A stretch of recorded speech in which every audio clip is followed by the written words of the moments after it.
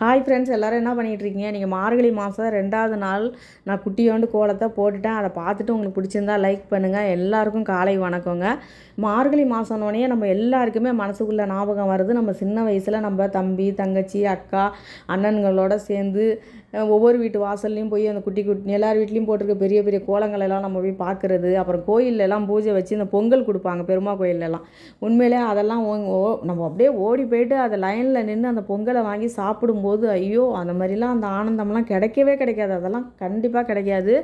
இப்போ நம்ம எவ்வளோதோ நம்ம டிசைனாக பொங்கலுக்கு சட்னி, சாம்பார் எல்லாம் வச்சு சாப்பிட்றோம். ஆனாலும் அந்த சந்தோஷம் நமக்கு கிடைக்குதா? அதுதாங்க மனசு தாங்க காரணம். சின்ன வயசில் உள்ள அந்த சந்தோஷம் இவ்வளோ தான். நம்ம வாழ்க்கையில் பெரிய லெவலுக்கு போனாலும் அந்த சந்தோஷம் கிடைக்காது. அது ஒரு யதார்த்தமான அந்த ஒரு சந்தோஷம், சிரிப்பு, அது ஒரு ஆனந்தம். அதெல்லாம் ரொம்ப ரொம்ப எல்லாருமே மிஸ் பண்ணுவாங்க. நீங்களும் மிஸ் பண்ணுறீங்களான்னு எனக்கு சொல்லுங்கள். நன்றிங்க.